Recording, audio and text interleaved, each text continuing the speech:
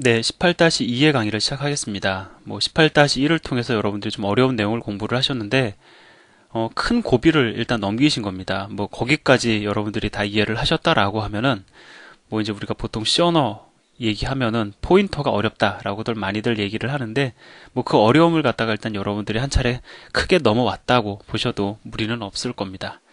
자, 그럼 18-2의 내용을 진행을 하도록 하겠습니다.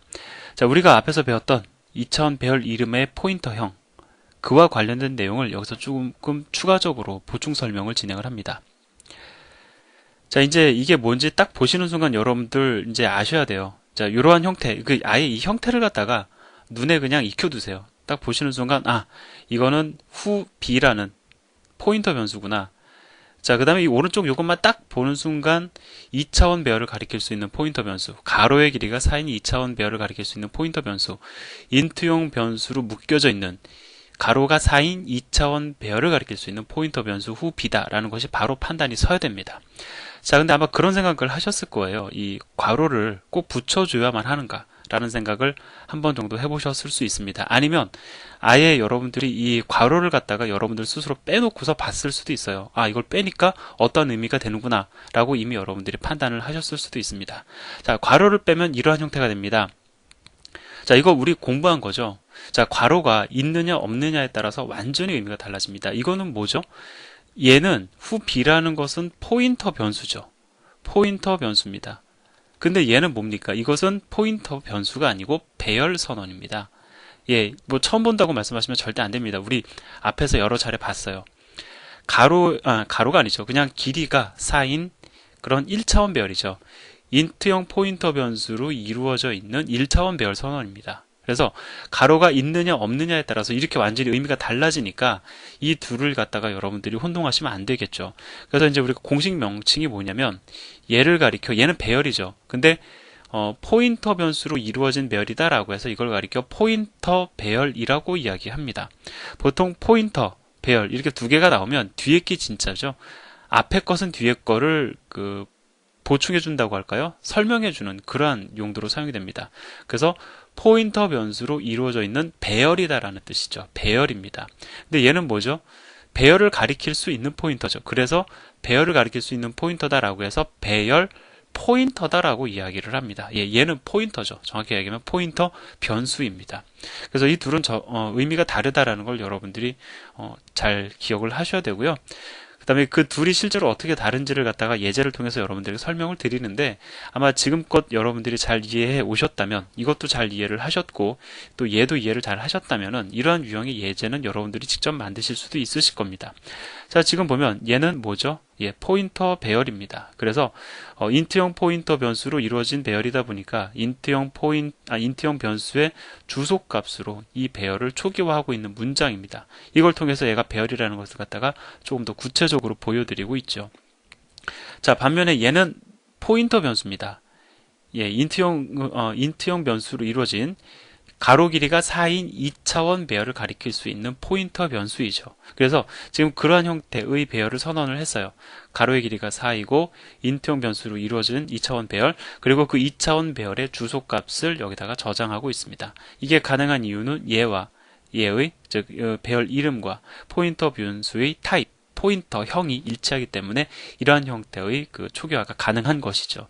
그래서 이제 그걸 이용한 어떤 출력 문장도 이렇게 구성이 되어 있는데 결과적으로는 배열에 저장된 내용을 갖다가 이제 후 B라는 포인터 변수를 이용을 해가지고 출력을 하는 것을 보여주고 있습니다. 자, 요 정도로 설명을 드리도록 하겠고요. 자, 그 다음에 우리가 이제 예측할 수 있는 것이 하나 더 있습니다. 자, simplefunc라는 함수를 호출을 하면서 자, ARR1이 인자로 전달이 되고 있습니다. 그 다음에 ARR2가 인자로 전달이 되고 있어요.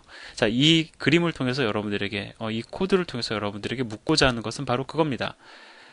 자, ARR1과 ARR2를 인자로 전달받을 수 있는 매개 변수 선언을 어떻게 해야 되느냐? 골치 아플 거 없죠. ARR1에 해당하는 포인터 변수 선언을 여기다가 넣어주면 되는 거고요. 그 다음에 ARR2와 일치하는 포인터 변수의 선언을 여기에다 넣어주면 됩니다. 그럼 어떻게 해주면 되죠? 이제 여기에 나와 있는 것처럼 얘가 인트형 배열인데 인트형 변수로 이루어져 있는 배열인데 가로가 7인 2차원별이죠. 자, 따라서 여기다 7 써주고 여기다 int 써주고 이렇게 포인터 변수 선언해주면 됩니다. 얘가 바로 매개 변수 선언으로 오면 되는 거죠. 요 위치의 매개 변수 선언으로 오면 되는 겁니다. 자, 그 다음에 이제 얘 같은 경우에는 뭐 더블형 변수로 이루어져 있고 가로 길이가 5인 2차원 배열이죠. 따라서 이렇게 선언을 해주시면 됩니다. 더블 그 다음에 5.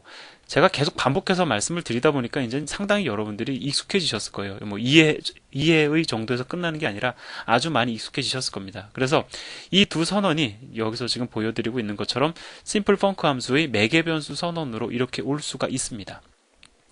그리고 또 이렇게 와야지 이렇게 ARR1과 ARR2의 인자를 이렇게 전달받을 수가 있는 것이죠. 근데 여러분들 기억하실 겁니다. 우리가 그 1차원 배열의 이름을 전달을 하면서 funcC라는 함수를 호출을 했을 때, 뭐 예를 들어서요, ARR1이 int형 1차원 배열이라고 가정을 해봅시다. 자, 그러면은 매개 변수 선언을 어떻게 해야 되냐면은 int형 포인터, ptr, 뭐 이러한 형태로 선언을 해야만 우리가 ARR1을 인자로 전달받을 수 있었죠. 자, 근데 매개 변수 선언에 한해서 얘를 대신해서 어떻게 써줄 수 있었냐면은 int ptr 그 다음에 이렇게 이렇게 대신 써줄 수도 있었습니다. 제가 그거 설명을 드렸죠. 그리고 이러한 형태의 선언이 허용되는 이유는 어디에 있다라고 제가 말씀을 드렸냐면 원래는 이것이 이제 원칙인데 이러한 형태의 선언을 매개 변수 선언에 예외적으로 허용하는 이유는 얘 같은 경우에는 인자로 전달되는 것이 배열의 이름인지 아닌지를 갖다 진짜 구분할 수 없는 형태이죠. 근데 이것은 어떤 느낌을 강하게 줍니까? 아, 인자로 전달되는 것이 배열의 이름이구나. int형 1차원 배열의 이름이구나 라는 것을 갖다가 이제 강하게 어필하는 형태의 선언이기 때문에 그것을 어필할 수 있도록 이러한 유형의 선언을 갖다 예외적으로 매개 변수 선언에서 허용한다 라는 말씀을 드린 것 기억을 하실 겁니다. 그와 유사한 성격으로요. 자, 얘를 대신해서, 그러니까 요 부분이죠. 요 부분을 대신해서 요렇게 써줄 수가 있어요. 물론 이것도 매개 변수 선언에만 제한이 됩니다. 그러니까 일반적으로 함수 외부에서 포인터 변수를 선언한다라고 했을 때 얘를 대신해서 이렇게 선언하시면 안 됩니다. 이것은 오로지 매개 변수 선언에서만 통용되는 얘기예요. 그 다음에 마찬가지로 똑같습니다. 얘를 대신해서 이렇게 선언을 할 수가 있습니다. 자, 어떠세요? 뭐 이거는 뭐 이해할 내용이 아니라 예외적으로 허용을 하는 그러한 선언이에요. 근데 딱 보면은 아마 충분히 이것을 허용한 이유를 여러분들이 느끼실 겁니다. 딱 보는 순간 어떤 생각이 드세요? 배열의 이름이 인자로 전달된다라는 느낌이 강하게 들죠. 그것도 가로 길이가 7인 2차원 배열, int형 변수로 이루어진 2차원 배열의 이름이 인자로 전달된다라는 느낌을 아주 강하게 전달을 하고 있습니다. 자, 여기도 마찬가지죠. 예, 가로 길이가 5인, 그 다음에 더블형 변수로 이루어진 그런 2차원 배열의 이름이 인자로 전달된다라는 것을 강하게 어필해주는 선언입니다. 그래서 실제로는요, 이러한 선언을 더 많이 쓴다, 이러한 선언을 더 많이 쓴다, 이것이 그렇게 의미가 있지는 않을 것 같아요. 왜냐하면 이 선언도 프로그래머들이 많이 쓰고요. 이러한 선언도 프로그래머들이 많이 씁니다. 실제로. 따라서 여러분들은 여러분이 선호하는 그런 선언을 갖다가 사실은 사용하면 돼요. 그런데 제가 한 가지 말씀을 드릴게요. 당분간은 여러분이 이러한 유형의 선언에는 사실 익숙해질 필요가 있거든요. 이건 익숙해지지 않아도 금방 쓸 수가 있습니다. 근데 얘는 이러한 유형의 선언은 사실 좀 익숙해질 필요가 있으니까 이 책을 여러분들이 끝낼 때까지는, 그리고 끝내고 나서도 뭐 최소한 한 5, 6개월 정도까지는 이러한 유형의 매개 변수 선언을 주로 더 많이 사용을 하세요. 그러니까 뭐 책에서는 제가 이러한 형태의 변수 선언을 할지라도, 매개 변수 선언을 할지라도 여러분들은 이렇게 이해를 하는 습관을 조금 들이실 필요가 사실은 있습니다. 그렇게 해서 익숙해지셔야지만이 뭐 지금 우리가 얘기하는 2차원 배열 이름을 가리킬 수 있는 포인터 변수의 선언, 이 부분에 대해서 여러분들이 이제 혼란스러워하지 않고 그 이해를 갖다가 이제 굳힐 수 있다라고 저는 이제 생각을 해서 말씀을 드리는 겁니다. 자, 그래서 이제 이와 관련된 예제를 여기서 이제 제시를 하고 있습니다. 뭐 일단 어떤 전체적인 걸 좀 말씀을 드리면요. 가로 길이가 4인 2차원 배열이죠. int형 변수로 이루어져 있는. 따라서 세로 길이는 중요하지 않습니다. 세로 길이는 중요하지 않기 때문에 ARR1과 ARR2는 타입이 일치합니다. 즉 포인터형이 일치합니다. 그래서 지금 여기 보면은 show array 2D style 이라는 함수를 호출하면서 ARR1도 ARR2도 인자로 전달이 가능합니다. 그것은 왜 가능한 거죠?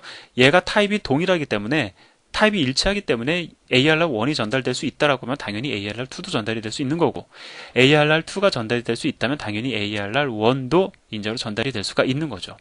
자, 그럼 어떻게 선언이 돼야 될까요? 이제 제가 말씀드리지 않아도 여러분들 이렇게 선언해야 된다라는 거 분명히 구분하실 수 있으실 겁니다. 그리고 이제 또 여기서 뭘 보여드리고 있냐면요.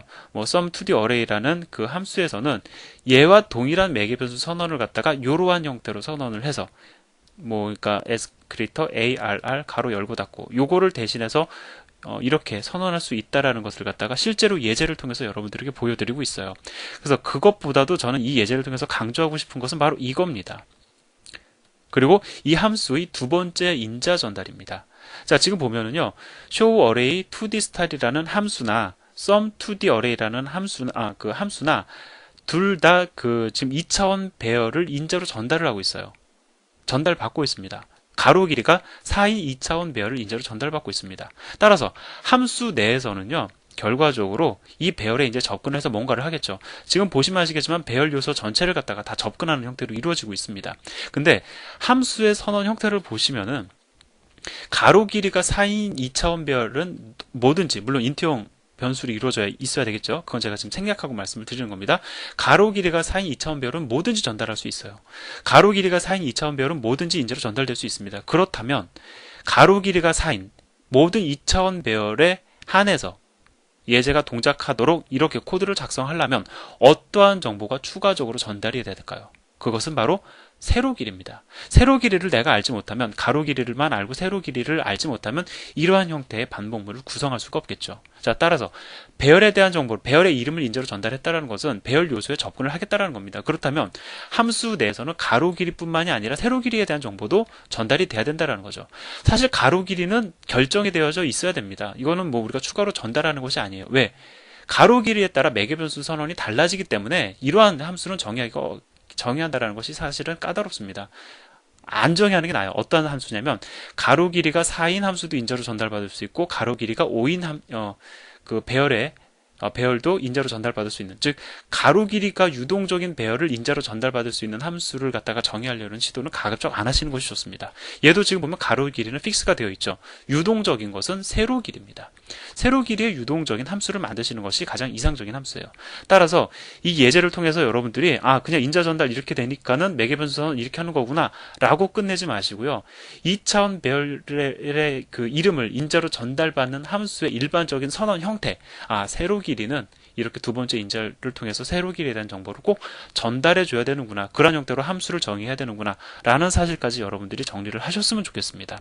그리고 여기서 보여드리고 있는 것처럼 세로 길이 계산하는 방법 여기서 보여드리고 있죠. size of ARR1, 이거 뭐죠? 배열의 전체 크기가 바이트 단위로 계산이 됩니다. 근데 그걸 뭘로 나누고 있어요? ARR1의 제로를 대상으로 size of 연산을 하니까 첫 번째 행의 바이트 크기가 계산이 되죠. 자, 따라서 배열의 전체 크기를 갖다가 한 행의 크기로 나누어 버리면 결국은 이 결과는 뭡니까? 세로 길이잖아요. 이러한 형태로 해가지고 세로의 길이를 계산해서 인자로 전달을 하는 것이 코드를 갖다가 우리가 좀 더 보편화해서 작성하는 하나의 방법이 됩니다. 따라서 제가 강조했었던 이러한 포인터 변수의 선언, 여기에만 집중을 두시지 마시고요. 함수의 매개 변수 선언, 이렇게 두 가지, 세로 길이도 인자로 전달이 가능해야 한다. 세로의 길이도 인자로 전달해야 된다라는 사실도 여러분들이 인지를 하시고요. 세로 길이는 이러한 형태로 계산을 해서 전달하는 것이 보편적이다라는 사실까지 여러분들이 정리를 해두시면 좋을 것 같습니다. 그러니까 예제가 상당히 좀 나름 의미를 갖는 예제예요. 결과는 별 볼 일 없지만 뭐 그냥 내용을 갖다가 합하고 뭐 출력해주는 정도이지만 그 이외에 또 추가적으로 여러분들에게 그 의미 있는 얘기들을 갖다가 많이 하고 있습니다. 이 예제에서요. 자, 이제 또 추가적으로 조금 더 여러분들에게 설명을 이제 드려야 되는데, 요거는 제가 다음 시간에 이어서 진행을 하도록 하겠습니다. 감사합니다.